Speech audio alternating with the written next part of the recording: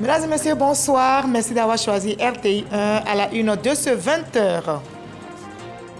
Le décryptage du discours du président Alassane Ouattara prononcé le 6 août dernier à la veille de la célébration de l'indépendance de la Côte d'Ivoire. Que retenir de l'aspect économique de cette adresse? Quels sont les efforts déployés par l'État pour répondre aux attentes des populations, lutter contre la vie chère? Nous en parlons tout à l'heure. Le général Biram Diop, ministre des Forces armées de la République du Sénégal, séjourne en Côte d'Ivoire depuis quelques jours. Il a été reçu par son homologue ivoirien, le ministre d'État Téné Birahima Ouattara. Ils ont évoqué le renforcement de la coopération militaire et sécuritaire entre leurs deux pays et dans la sous-région. Le relais 4x100 mètres dames au JO de Paris 2024 prend fin pour la Côte d'Ivoire. Les sprinteuses ivoiriennes ont été disqualifiées pour la finale et cela est dû à une erreur de marche à plusieurs reprises sur la ligne de gauche par Muriel Aouré. La décision du jury a été sans appel.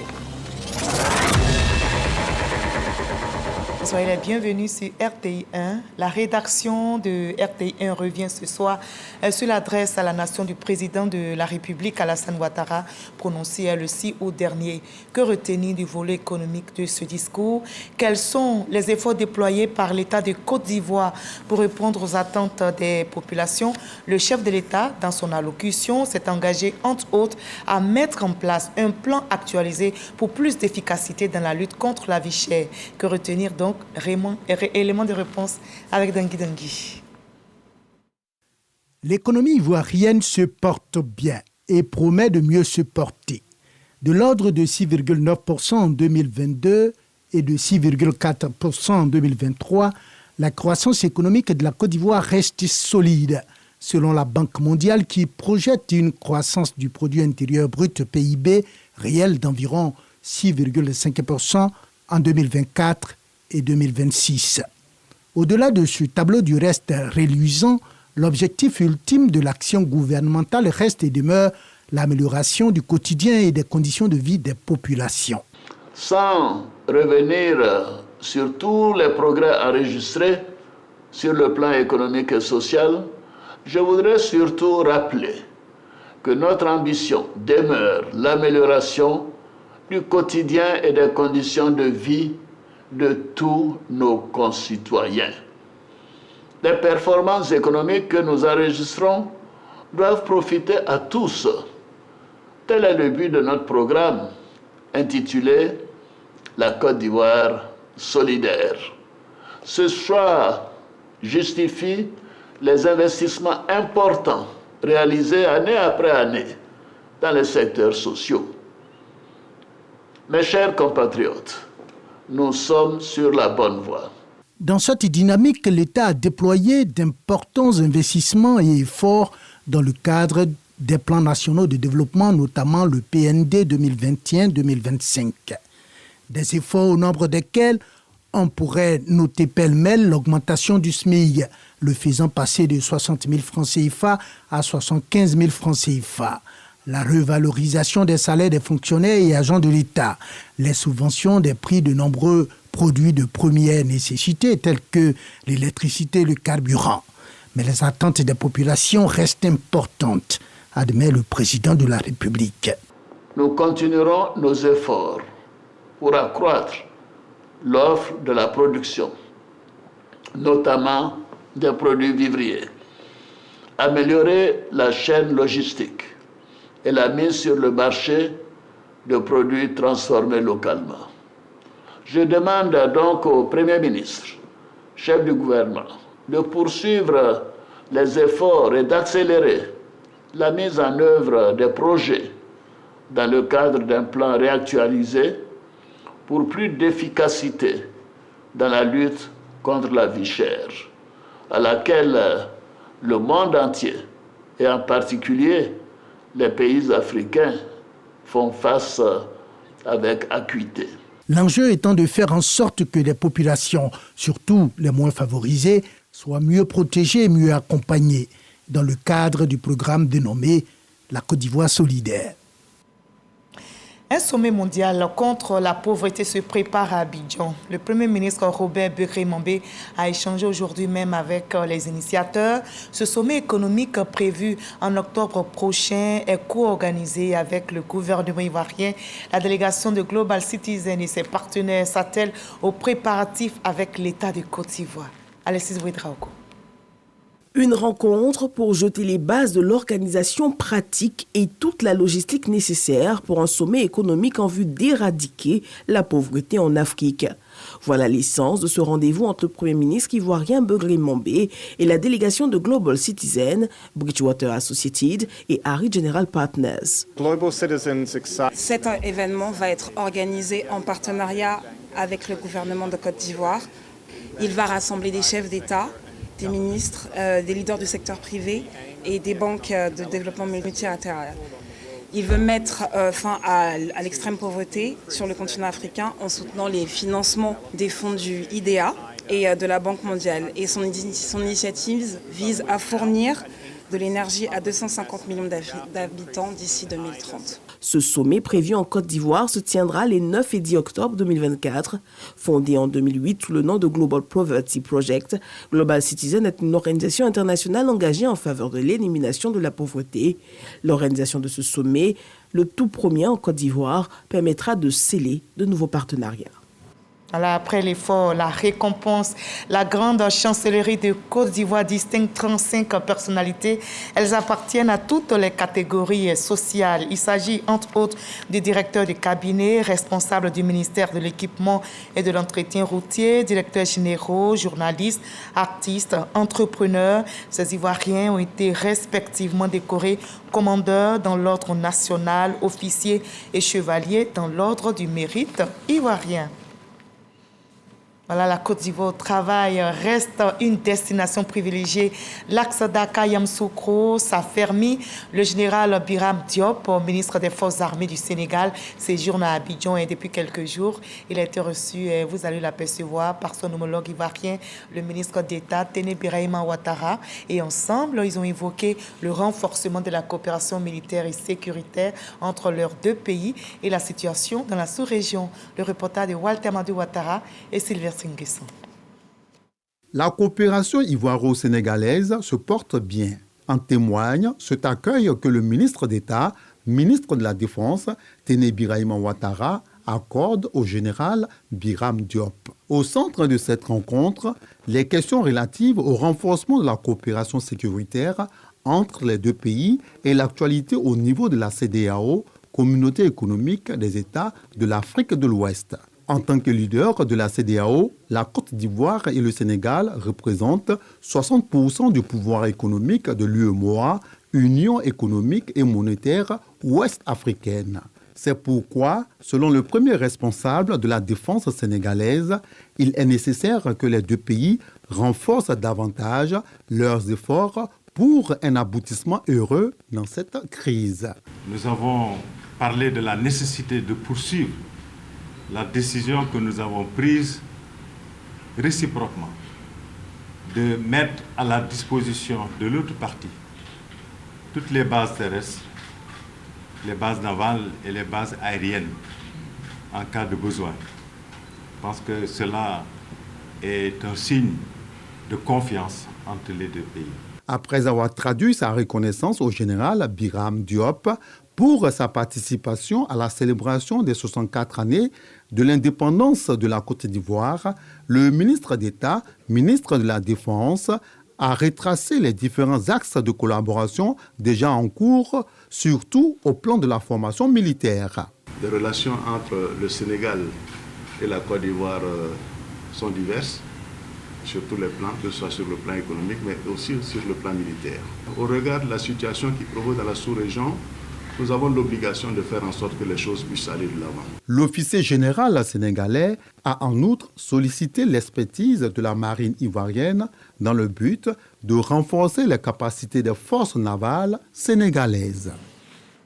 Le ministère d'État, ministère de la fonction publique et de la modernisation de l'administration fait le bilan à mi-parcours des unités administratives. Et selon la ministre d'État, Anne-Désirée Oloto, 86% des tâches ont été exécutées. Les responsables de ces unités ont été invités à redoubler d'efforts dans le travail pour un service au public de qualité. Grâce Kando. Sur 332 activités programmées au titre de l'année 2024, au niveau du ministère d'État, ministère de la fonction publique et de la modernisation de l'administration, 58 ont été réalisées, 126 en cours de réalisation et 48 non démarrées.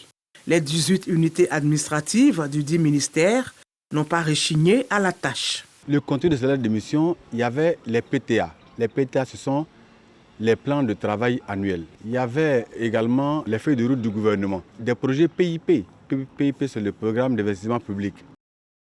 Des actions figuraient donc dans l'aide de mission. Nous avons environ 86% de nos activités réalisées. Je suis très satisfait de la méthode qui a été adoptée pour la réalisation de ce bilan. Nous allons continuer de fournir des efforts. Je leur ai rappelé que les Ivoiriens attendent beaucoup du ministère de la fonction publique. Si beaucoup a été fait, quelques difficultés demeurent, notamment le renforcement des besoins en formation des agents. Mes collaborateurs et toutes les équipes ont été invités à chercher les meilleures approches possibles pour adresser toutes les difficultés rencontrées, pour apporter des solutions pertinentes, des solutions qui vont satisfaire nos fonctionnaires, qui vont satisfaire également notre administration. L'objectif pour nous, c'est vraiment de servir et d'offrir à nos concitoyens un service public de qualité. La ministre d'État, Anne-Désirée Oloto, invite ses collaborateurs à plus de rigueur dans le respect des procédures et annonce également que des prix seront décernés aux 5 meilleures unités administratives lors de l'atelier bilan prévu la première semaine du mois de décembre. On s'active aussi au ministère de l'Éducation nationale. La ministre Mariatou Koné lance la réforme des curricula au collège. Cette initiative du ministère de l'Éducation nationale et de l'alphabétisation vise à moderniser et adapter le système éducatif pour mieux répondre aux besoins des élèves de notre pays et aux exigences du monde actuel. Notez que c'est l'une des recommandations des États généraux et de l'Éducation nationale et de l'alphabétisation. La réforme des curricula dans les collèges est désormais lancée par la ministre de tutelle, Mariatou Koné, sur toute l'étendue du territoire national. 75% des élèves en Côte d'Ivoire n'accèdent pas au lycée et un faible niveau des compétences des apprenants est constaté selon le modèle de stimulation du plan sectoriel de l'éducation-formation 2016-2025. Cette réforme inclut les ateliers méthodologiques, la validation et révision des programmes éducatifs, l'impression des nouveaux programmes, la phase d'expérimentation et la mise en œuvre complète attendue pour l'année scolaire 2027-2028. La ministre Mariatou Koné invite tous les acteurs clés à mutualiser leurs efforts pour la bonne réussite du programme. Avec la réforme curriculaire, l'école ivoirienne épouse l'ère d'une éducation qui sait s'adapter aux exigences des compétences imposées par les réalités d'un monde international, interconnecté et soumis à des mutations accélérées où l'excellence fait la différence entre les nations qui rivalisent dans tous les secteurs d'activité. Notre objectif, en procédant ce jour au lancement officiel du processus de réforme curriculaire, est d'en faire un processus inclusif et participatif. Le processus curriculaire de la réforme du collège en Côte d'Ivoire est l'une des 42 recommandations des États généraux de l'éducation nationale et de l'alphabétisation EGENA, initiée en juillet 2021 pour un coût estimé à plus de 800 milliards de francs CFA. Un reportage réalisé pour vous par Jean-Marc Gagui et Fernand Conan. Le plan stratégique 2024-2026 de l'Agence de soutien et de développement des médias ASDM a été présenté à la presse aujourd'hui. Cette rencontre s'est tenue en présence du ministre de la Communication, Amadou Coulibaly, et plusieurs acteurs des médias. Notez que ce plan vise à sortir les médias de la situation de précarité. Amidi Rassouba, Jean-Marc Gagui. Tous les acteurs des médias présents pour la présentation du plan stratégique 2024-2026 de l'Agence de soutien et de développement des médias ASDM. Étendu sur 3 années, il vise à moderniser l'écosystème des médias qui est en proie à de nombreuses difficultés. Nous sommes convaincus que les actions prévues dans ce plan permettront non seulement de soutenir les médias existants et d'assainir l'environnement du secteur, mais aussi de favoriser l'émergence de nouveaux acteurs dans le paysage médiatique. À travers ce plan stratégique, le ministre de la Communication, Amadou Coulibaly, espère en un secteur médiatique économiquement viable et éditorialement responsable. C'est un processus inclusif qui a pris en compte tous les acteurs du secteur et nous voulons compter sur eux pour sa mise en œuvre. Il est ambitieux par son champ d'application. Il est ambitieux pour les délais que nous nous sommes donnés pour le mettre en œuvre. Il est ambitieux par son coût, mais des pistes de financement ont été identifiées qui sont essentiellement des pistes de financement national, local, comme la taxe sur la publicité. La Côte d'Ivoire indépendante à 64 ans et notez que la fête nationale a été célébrée sur l'ensemble du territoire. Nos reporters étaient à Agboville, Dimokro, Toumoudi, Boaflé et bien d'autres localités de l'intérieur du pays. C'est dans la ferveur que les populations d'Agboville ont célébré le 64e anniversaire de l'indépendance de la Côte d'Ivoire. Le préfet du département, Siendou Coulibaly, s'est réjoui du niveau de développement du département. Eau potable, électricité, éducation, insertion professionnelle des jeunes. L'autorité préfectorale a exhorté ses administrés à ne perdre de vue l'essentiel qu'est la paix et la cohésion. Cette commémoration a été marquée par un défilé militaire et civil suivi de la remise de prix aux meilleurs élèves et fonctionnaires du département. Le boulevard Alassane Ouattara, cadre de célébration à Dimokro de l'an 64 de l'indépendance de la Côte d'Ivoire. Honneur à l'emblème national, défilé militaire et prestations de danse pour respecter la tradition. Cette année, plusieurs acteurs du développement ont été distingués au nom de leur engagement pour le département et félicités. Les populations impliquées dans le projet Pamofort visant à se délivrer des titres fonciers ruraux ont également été félicitées par Jules Bouessé, préfet de la région d'Unzi et préfet du département de Dimokro. Dimokro, chef-lieu de la région d'Unzi, a abrité les festivités de l'an 75 de l'indépendance de la Côte d'Ivoire, à la faveur des fêtes tournantes. À Boisseau, place Alexis Elengan-Etche. Le secrétaire général 1 de préfecture préside à la célébration de l'an 64 de l'indépendance de la Côte d'Ivoire. Salut aux couleurs, passage en revue des troupes, l'adresse à des autorités préfectorales, les moments forts des festivités de cette année 2024. Honoré Gueguier relève les acquis du département et exhorte les populations à œuvrer pour son essor. Les populations, les jeunes notamment, ont été exhortés à mériter la confiance placée en eux pour assurer la relève de demain.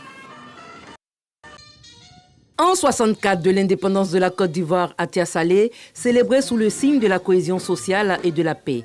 La cérémonie marquée par une revue de troupes, un défilé militaire et civil et le salut aux couleurs s'est déroulé sur l'esplanade de la mairie. Le préfet Kwame Oufoué, dans son adresse, a insisté sur la nécessité de préserver les acquis socio-économiques du département et a exhorté les populations à mettre de côté leurs différences pour favoriser le progrès et le bien-être des populations. Le préfet Kwame Oufoué a également invité à maintenir l'esprit de symbiose qui caractérise le département en faisant de la paix une priorité pour tous. Pour la célébration de l'an 64 de l'indépendance de la Côte d'Ivoire, c'est le village d'Alakro qui abrite les festivités. Invité spécial, le roi des Soyers, Sa Majesté Nana Adjobiakmani Ier. Le sous-préfet Dosso Loseni, sur le ton de la fierté, rappelle les progrès faits par Noé en termes de développement et de progrès. Il appelle les populations à taire leurs querelles et à s'engager ensemble dans l'union et la solidarité pour l'essor de leur sous-préfecture. La célébration de l'an 64, un moment de fête au cours duquel les composantes de la population, en harmonie avec les forces de défense et de sécurité, ont démontré leur attachement à leur patrie, la Côte d'Ivoire. La célébration de l'an 64 de l'indépendance de la Côte d'Ivoire dans la sous-préfecture d'Assé-Koumassi, département de Bongouanou, a été une véritable fête. Les populations se sont fortement mobilisées à l'appel du sous-préfet Adjoa Martin Kouadio pour exprimer leur attachement à leur pays. Dans son adresse, le sous-préfet exhorte les populations à préserver les acquis d'Assé-Koumassi à divers niveaux de développement, lesquels ont été félicités pour leur hospitalité et le vivre ensemble. Pour autant, le sous-préfet fustige l'orpaillage illégal qui gangrène la région et exhorte les populations à y prendre garde. Assé-Koumassi est le premier poste de Martin Adjoa Kouadio en tant que sous-préfet. C'est dans le village d'Araguié que le sous-préfet de Grand-Morier, Youssouf Soumaro, a célébré le 64e anniversaire de l'indépendance de la Côte d'Ivoire. Occasion pour Youssouf Soumaro d'égrener les performances économiques de la Côte d'Ivoire en matière d'électrification rurale, d'infrastructures routières, d'hydraulique et de scolarisation. Le sous-préfet de Grand-Morier a insisté sur les efforts réalisés au niveau de la santé avec la CEMU et surtout au niveau social avec la prime spéciale accordée aux retraités. Néanmoins, a-t-il ajouté, la paix reste le préalable au développement, raison pour laquelle les problèmes fonciers et de chefferie doivent être réglés dans la paix. À Nebo, c'est le sous-préfet Marcel Koulibaly Dribi qui a présidé le défilé. L'administrateur civil a évoqué les efforts faits par le gouvernement, notamment en matière de sécurité, d'éducation et de santé. En témoigne la couverture maladie universelle qui va permettre d'améliorer l'accès aux soins de santé. Marcel Koulibaly Dribi a assuré de la poursuite des actions de solidarité tout en saluant la prime spéciale accordée aux retraités à partir de septembre prochain. Mais le plus important, dira le sous-préfet de Nebo, c'est de garantir l'unité nationale et la paix sociale. Alors, on met le cap sur Jacquesville, Sassandra, à Bengourou et bien d'autres villes pour revivre l'ambiance de la fête nationale avec nos reporters. Nouvelle destination prisée par les touristes, le département de Jacquesville, niché entre mer et lagune, a également marqué d'une pierre blanche le 64e anniversaire de l'indépendance de la Côte d'Ivoire. Entouré de ses administrés, le préfet précise le cap pour le développement harmonieux de la localité. La gestion du foncier demeure encore une problématique pour tous. Il me paraît primordial de freiner le lotissement tout azimut de nos terres. Vous faites l'objet d'une attention particulière du président de la République. Il vous appartient donc de prendre toute votre place dans l'édification de notre nation en saisissant toutes les opportunités qui vous seront offertes. Très tôt le matin, les populations de Songon ont investi la place dite site des logements sociaux de Kassamblé pour sacrifier à la tradition de la célébration de l'indépendance de la Côte d'Ivoire. Jean-Marc Asseri, le sous-préfet de Songon, les a invités à épouser les projets structurels portés par le président de la République Alassane Ouattara et le gouvernement. Invitation également à la cohésion sociale et à un meilleur usage des terres. C'est qu'à Songon aujourd'hui, la terre est objet de surenchères foncières et souvent cause de conflits. Le sous-préfet qui a offert un vin d'honneur après la cérémonie espère que la terre, en ce qu'elle constitue une richesse, va consolider l'unité et la cohésion sociale à Songon. C'est à Ledi, village situé dans la sous-préfecture de Bondo, que s'est tenu le 64e anniversaire de l'indépendance de la Côte d'Ivoire. Dans son adresse, le sous-préfet Lassina Sekongo, sous-préfet de Bondo, a remercié le président de la République pour ses actions de développement initiées ces dernières années et pour avoir dédié 2024 comme l'année de la jeunesse. À cette occasion, on a assisté à un défilé militaire et des forces vives. Cette journée s'est achevée par un match de gala. Les populations sont venues des villages de la sous-préfecture de Zégo pour prendre part aux festivités de l'an 64 de l'indépendance de la Côte d'Ivoire. Dans son adresse, le sous-préfet Marie-France Niawa a mis l'accent sur les conflits fonciers qui fragilisent la cohésion sociale. Elle exhorte les populations à s'engager dans le processus d'obtention du certificat foncier. Après la prise d'armes, le salut aux couleurs, le défilé militaire et civil, des artistes ont égayé l'assistance. Du côté de Sassandra, l'heure était également à la fête, en face de la mairie. Les populations sont sorties nombreuses pour célébrer les 64 ans d'indépendance de notre pays. Une célébration placée sous le signe de la reconnaissance au chef de l'État et à son gouvernement pour les actions de développement. Nous devons témoigner notre gratitude infinie aux plus hautes autorités de notre pays pour les travaux réalisés. Je voudrais vous engager à vivre dans la cohésion sociale et dans la paix les uns avec les autres. Les populations ont eu droit à un défilé pour clore la cérémonie. Défilé militaire de la gendarmerie nationale, des éléments des douanes ivoiriennes, de la police nationale, des agents des eaux et forêts et des différentes couches de la société était au menu de la célébration des 64 années d'indépendance de notre pays à Abengourou. Festivité présidée par le préfet des régions, préfet du département d'Abengourou. Dans son adresse à ses administrés, Eugène Kouadio Kwasi a salué les actions de développement du président de la République, grâce à qui la Côte d'Ivoire a atteint un niveau de développement apprécié de tous, dira-t-il. Le gouverneur a en outre félicité les chefs des services et ses plus proches collaborateurs pour leur sens prononcé du devoir civique. Avec une forte implication des différents corps de métier et des populations, le tout premier défilé civilo-militaire de l'indépendance dans le Mvlancro, sous-préfecture de Molonou, a tenu ses promesses. Dans cette ambiance de gaieté, le sous-préfet Wodjon Soro lance un appel au maintien de la cohésion entre les trois villages Ouakré, Abrika et Amonzi de Mvlancro. Les incompréhensions sont consubstantielles à la vie sociale et à la cohabitation, mais nous devons les régler dans la paix et la concertation. Cette première commémoration de l'indépendance dans le Mvlancro a permis de mettre en lumière les artistes du terroir qui ont égayé le public.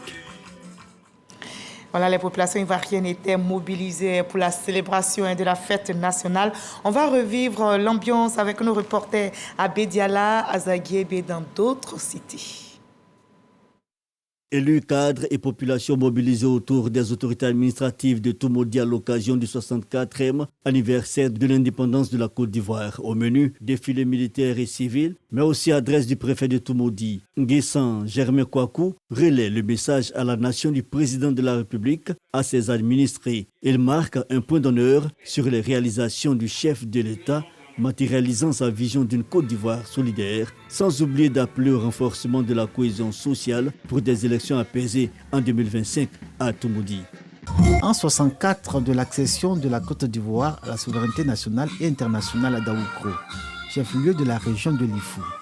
Une célébration sur fond de reconnaissance au président de la République Alassane Ouattara et dans le souvenir d'Henri Konan Bédié, passé le rituel du cérémonial, le préfet de la région de l'Ifou, préfet du département de Daoukro, Raymond Claude Djiké, a appelé les populations à la cohésion, à la solidarité et au respect des lois. Les mêmes textes qui définissent nos droits sont les mêmes textes qui définissent nos obligations envers l'État et la société, sans lesquelles la vie en communauté ne serait pas possible. Des commerçants d'Aoukro ont vu leur établissement fermé pour manquement à la loi et pour l'exemple. C'est par la revue des troupes que Kwasi Kouadio Ahmed, sous-préfet de Bédiala, a ouvert les festivités de l'an 64. Il a ensuite invité les populations à la paix et à la cohésion sociale.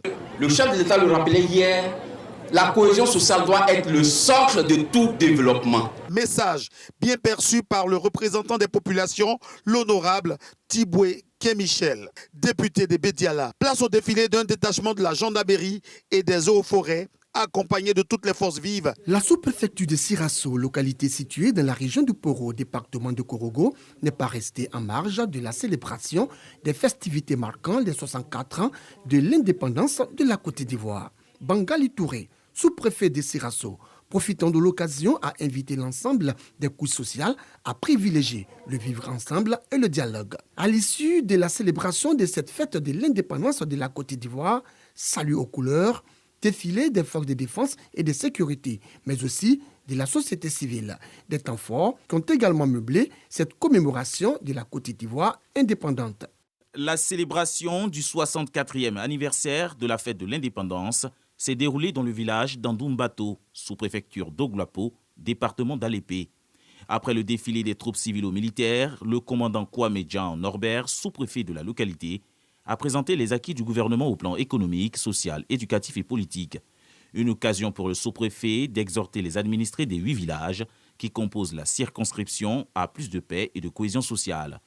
Une trentaine de personnes, acteurs de développement, dont des chefs de village, des chefs de service, ont été distingués pour leur contribution au développement de la localité d'Andou-Mbato. La sous-préfecture de Touba, région du Bunkani, dans la ferveur du 64e anniversaire de l'indépendance de la Côte d'Ivoire. Cette commémoration est le lieu de passer en revue les progrès réalisés sous le leadership du président Alassane Ouattara. Le sous-préfet Jacques Louami met en lumière l'impact du programme jeunesse du gouvernement qui a accru le taux d'insertion professionnelle des jeunes dans la localité. Pour continuer dans cette dynamique, Jacques Louami exhorte les différentes communautés à la solidarité et au vivre ensemble. Aux côtés des forces de défense et de sécurité, les populations civiles ont pris part au défilé. Voilà, la célébration de l'an 64 de l'indépendance de la Côte d'Ivoire est aussi célébrée hors de nos frontières. Nos reporters nous font revivre l'ambiance de la fête nationale à Paris et en Afrique du Sud. Une levée de drapeaux sobres présidée par le chef de mission diplomatique à Paris, Maurice Kwaku Bandama, pour célébrer l'an 64 de l'indépendance. Occasion pour lui de saluer le stand de la Côte d'Ivoire présent au village olympique africain à l'île Saint-Denis, qui a tenu à organiser une fête pour célébrer ce temps d'indépendance. Au programme, dégustation de plats traditionnels ivoiriens, défilé avec des tenues traditionnelles, musique. Ce moment a permis de rendre hommage aux 13 athlètes ivoiriens présents aux Jeux olympiques. Rappelons que le Premier ministre Robert Begré-Mambé, lors de sa visite aux 10 villages olympiques, avait salué la participation ivoirienne des athlètes à ces Jeux, source de fierté nationale et occasion de briller sur la scène internationale. À Pretoria, la communauté ivoirienne, aux côtés de l'ambassadeur Sakaria Kone, célèbre avec fierté 64 ans d'indépendance. Festivité marquée par la présence du représentant du gouvernement sud-africain, Dr Percy Malati, et plusieurs diplomates accrédités en Afrique du Sud. L'ambassadeur Sakaria Kone a souligné les progrès réalisés par la Côte d'Ivoire depuis 1960, ainsi que les actions fortes du président Alassane Ouattara, et ce au moment où l'Afrique du Sud et la Côte d'Ivoire enregistrent 30 années de relations diplomatiques. La diversité et la richesse du patrimoine culturel ivoirien ont été présentées au cours des festivités. La vie, malheureusement, n'est pas toujours rose. On va terminer par Paris, où les nouvelles ne sont pas trop bonnes pour notre pays. Le relais 4 x 100 mètres dames au JO de Paris 2024 prend fin pour la Côte d'Ivoire. Les sprinteuses ivoiriennes ont été disqualifiées pour la finale. Cela est dû à une erreur de marche à plusieurs reprises sur la ligne de gauche par Muriel Aouré. La décision du jury a été sans appel pour nos représentantes qui se voient ainsi privées de la finale au relais 4 x 100 mètres dames.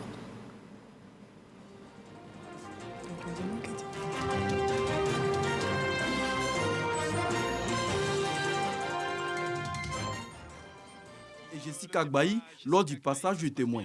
Au moment de la transmission du témoin entre Muriel et Jessica, à cause d'un problème d'équilibre, le pied de Muriel Aouré s'est retrouvé dans le couloir numéro 8, ce qui est strictement interdit au relais. Ces sprinteuses ivoiriennes qui rêvaient de faire honneur à la Côte d'Ivoire ont malheureusement fini à la 4e place avec un chrono de 42 secondes 64 centièmes dans la première série du relais 4 x 100 mètres féminin. Vous avez donné le meilleur de vous-même. Madame Smith était même blessée. Elle a surpassé sa blessure pour défendre le drapeau. Il faut tirer de manière forte les leçons de notre participation à ces Jeux. Les sprinteuses ivoiriennes sont consolées par le ministre délégué en charge des sports, Adjé Silas Mech. Voilà, et on va garder l'espoir pour la suite. Fin de ce 20h. Merci à vous tous de l'avoir suivi. Je vous retrouve avec le même plaisir sur la même chaîne, sur ce même plateau à la même heure. À demain 20h.